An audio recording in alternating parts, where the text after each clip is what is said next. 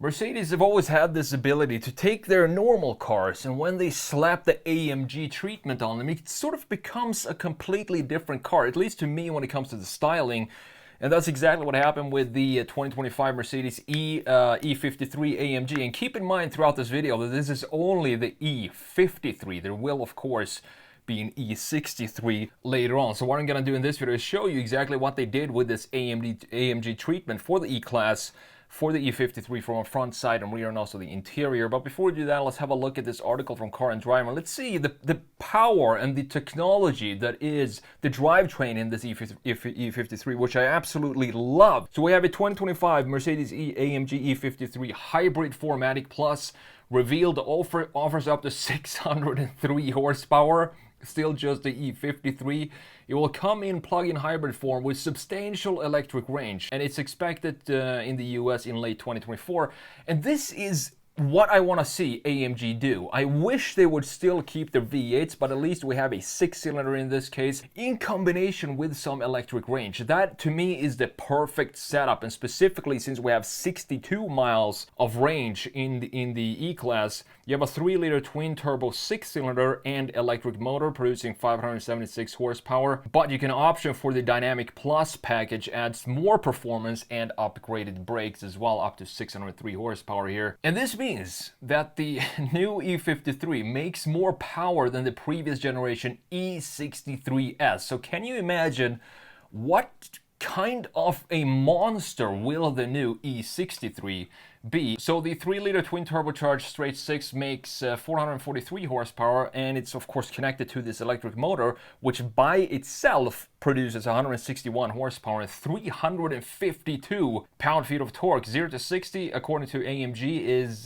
done in 3.8 seconds. I don't know, it is a very heavy car, and even though it is this powerful, 3.8 seconds doesn't sound crazy fast, but again, keep in mind that there will be an E63 further down the line. It can drive up to 87 miles per hour under electric power, so this, if you wanted to, you could essentially use this car as an EV for your everyday drives, because I don't think a lot of people drive more than 60 miles per day, and you can also use it on the highway as an EV up to 87 miles per hour. But the thing is, you still have the knowledge that you do have the big powerful 3-liter inline 6 under the hood if you want to use that. So top speed is quoted in Europe as 155 miles per hour for the non-dynamic plus package. If you add that package, it goes up to 174 miles per hour. And in addition to that, they also improved the hybrid system here, so you have a faster charging now, 60 kilowatt DC fast charging. Great, again, 10 to 80% in as little as 20 minutes.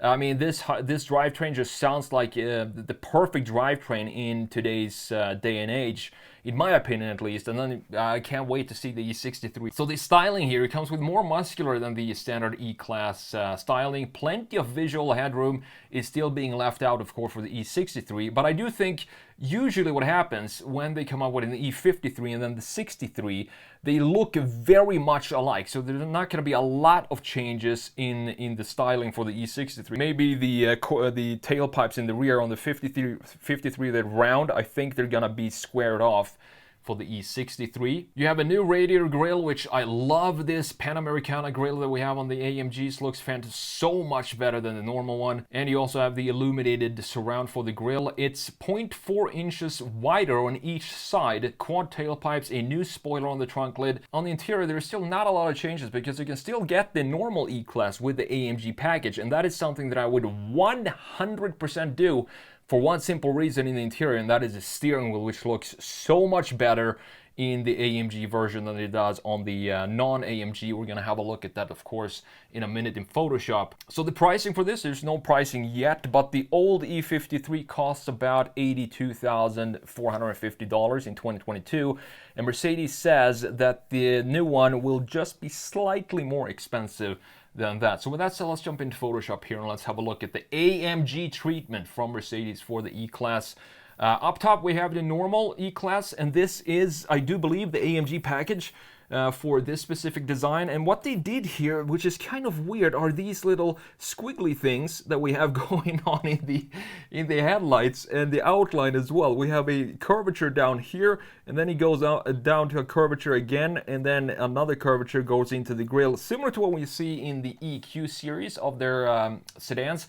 But it's also, I think, now when I think about it, the E-Class from 97, I do believe, that came out with the round headlights. This feels maybe like an evolution of those round headlights that we have in the C-Class as well of the time. Now the grille here doesn't look bad since this is the AMG package. But look at the Panamericana grille that we have down here. It looks so much better to have these vertical slots that we have. You instantly know that this is the AMG just by looking at the grille here. There's not a lot of changes other than that in the grille section. The headlights, of course, are going to be the same. Black inserts here, black housing, still have the squiggly lines being intact, and this is also, I do believe that this is illuminated. The grille somehow, I'm not sure entirely where the LED is for the outside of the illumination. Further down, we do have this new AMG intakes in the lower section, but they still look very, very similar to the normal one. There's just these small tweaks that AMG managed to do on their cars to make it look so much better. I think in this case it has a lot to do, of course, with the new grille that we have and everything being blacked out. Even the chrome part that we have on the AMG package on the normal one is now all black, which looks 100 times better.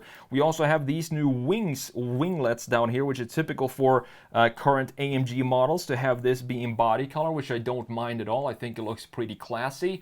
And we also still have these big lines starting from, as you know, the SLK from 1997. I do believe that came out when they first introduced these two lines, big bulges in the hood, looking fantastic. Now looking at the side view here, and I've said this so many times before, it doesn't matter if you have the normal E-Class or if you have the AMG E53 in this case, the wheels, Mercedes and wheels these days, they just nail the wheel design. Both of these cars, the normal one and the E53 down here, even though yes, they are black.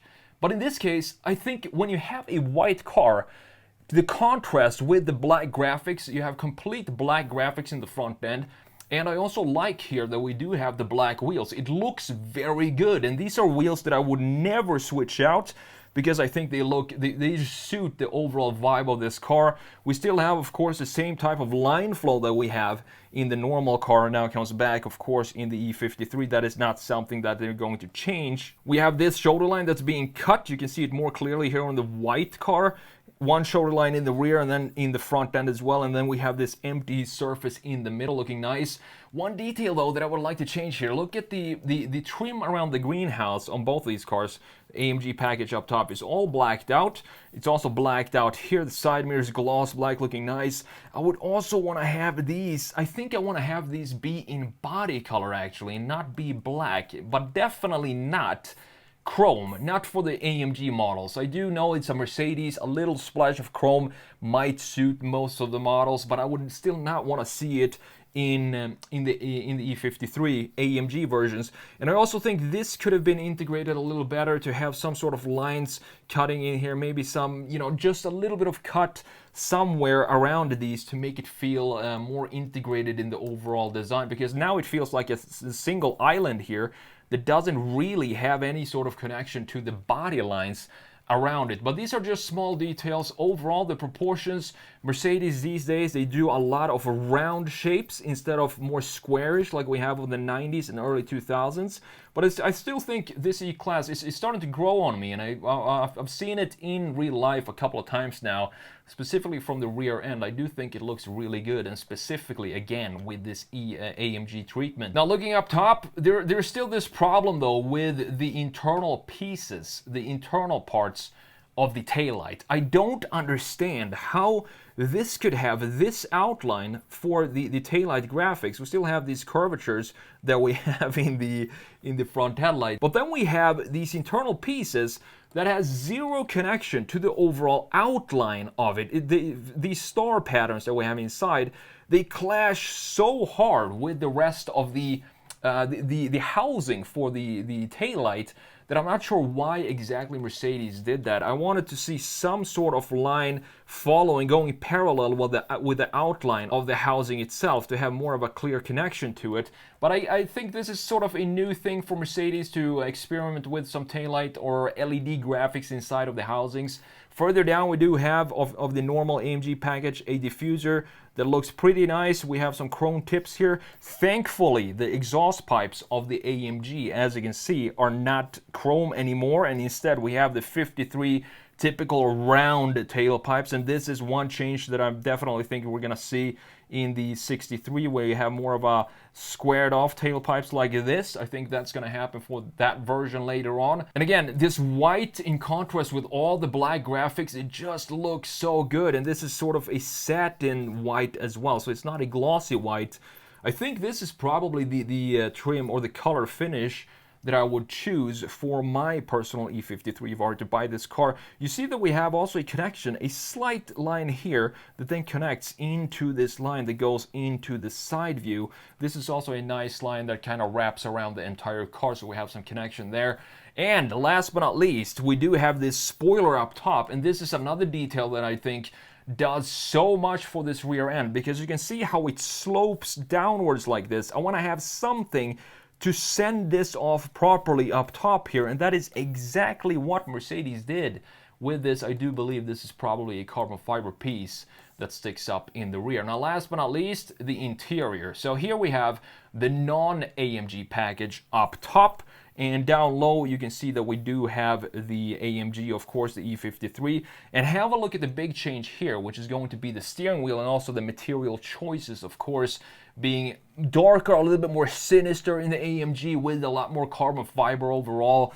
But the steering wheel is the big difference here, why I would 100% choose the AMG package for my E-Class. It doesn't matter if it's the E53 or the E350 or whatever they have these days. I would always go with the AMG package simply because this steering wheel looks so much better than the non-AMG. I'm not a huge fan of this area, this gloss plastic piece that we have sticking out in the lower section. Not a huge fan of that design, but looking at the AMG wheel though, completely different. We have carbon fiber up top, carbon fiber at the bottom, flat bottom as well. Aluminum finish down here in this spoke, and these spokes are also beautifully done, looking a little bit more industrial with the Alcantara wrapped sides. And in this case, we do have the big screens on both of these. So you have the optional super screen or whatever this is called, where you have a big infotainment screen right in the middle. Not a huge fan of this design because there is so much just flat panels everywhere. And we also don't have a housing for the gauge cluster, but I think Mercedes is definitely doing this a lot better than BMW, because we do have some styling in corners, radiuses in the corners than we don't have in the BMWs, and it also sits a little lower. The center console is also brand new for the 53. You can see that we have some fabric in the normal one, and here it becomes all beautiful carbon fiber right there in the middle. Beautifully done. And again, this is just the E53 with 603 horsepower. It makes me wonder, I can't wait to see what they're gonna do with the E63 when that comes out.